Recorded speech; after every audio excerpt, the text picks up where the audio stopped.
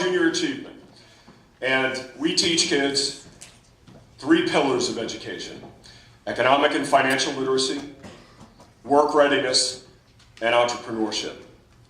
Junior Achievement is a nonprofit all around the country and the world. Locally, we are Junior Achievement of Southern Massachusetts. Jen Donovan is our Director of Operations, who I don't see. Jen, hands up, thank you. Becky DeSilva is one of our program assistants. And I'm Joe Parisi. I'm President of Junior Achievement of Southern Massachusetts and have been so for about 13 and a half years. We are so pleased to offer programs to Old Rochester schools, and we thank Principal Amaral, Superintendent Cooper, Mr. Carroll for that, as well as other teachers in this school system that are not here today.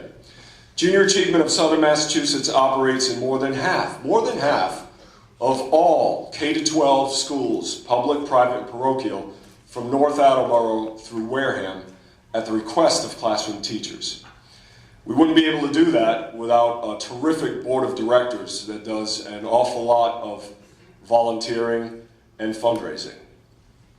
Patty Sands is director of golf ball manufacturing at Acushnet Company. She is an 8-year board member and has been a JA classroom volunteer presenter longer than that. She is our current chairperson of the board, Patty Sands.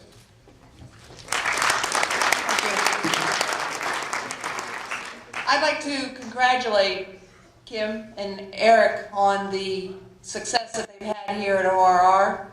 JA is a wonderful organization. As a matter of fact, I personally have taught in courses through many grades in the region, even here specifically in my home area of Marion. JA programs are made possible by generous donations by businesses, individuals, and foundations, and the Massachusetts Department of Education.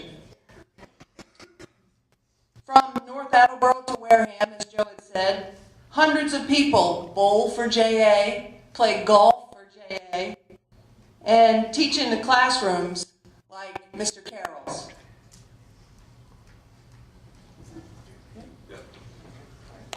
Second introduction for you. Thank you, Patty.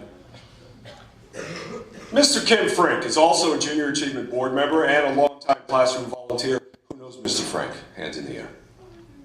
Okay. Who knew me before today? Hands in the air. Okay. That's what I thought. Kim is a JA board member and longtime classroom volunteer.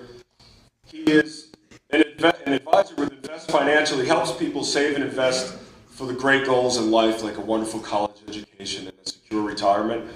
He is who brought JA to all 3 of Mr. Carroll's econ classes this fall.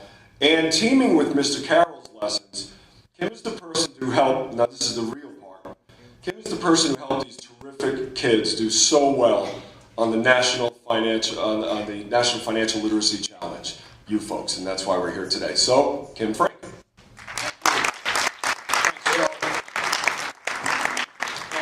I've volunteered at Junior Achievement for lots of years. It's a pleasure. It's real. I love coming in and working with a great teacher like Erich Carroll.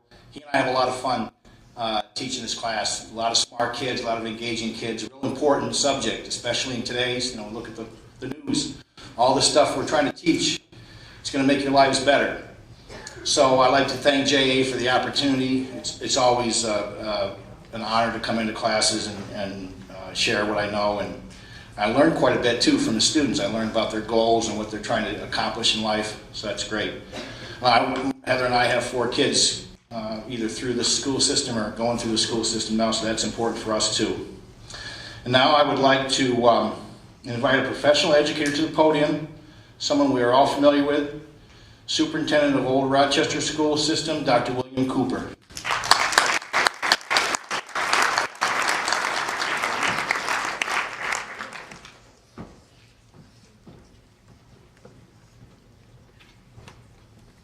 Thank you, Kim, and thank you, Junior Achievement.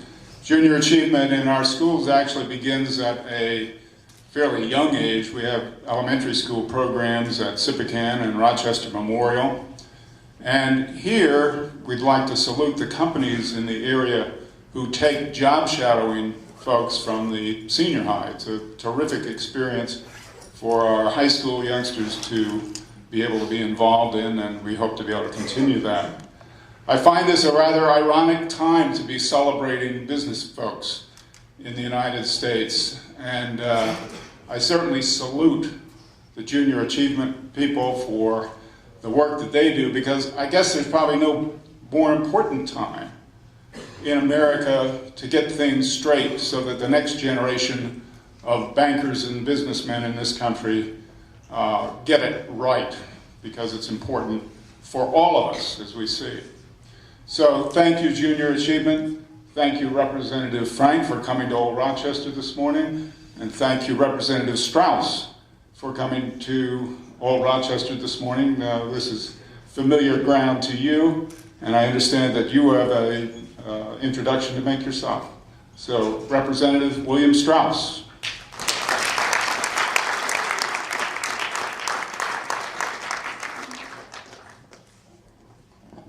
Good morning. It's a pleasure to be here.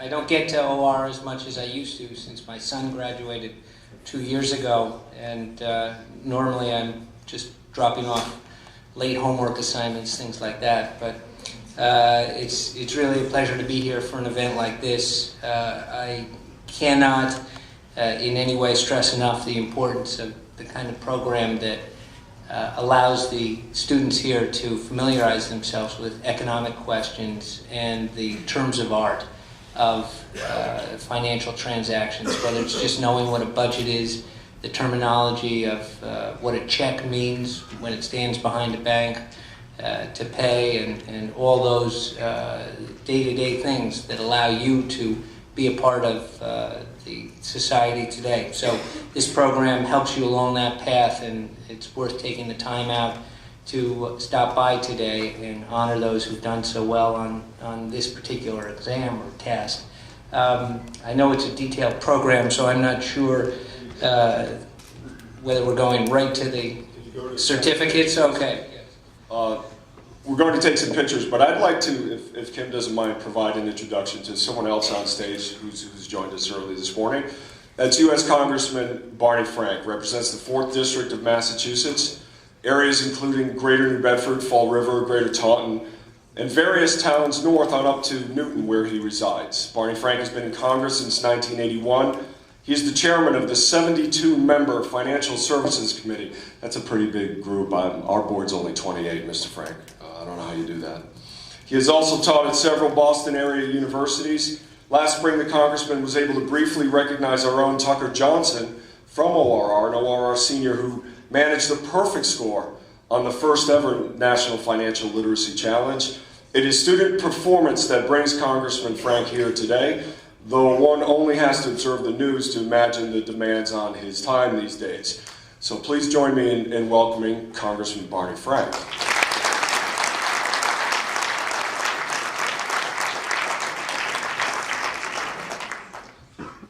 Thank you.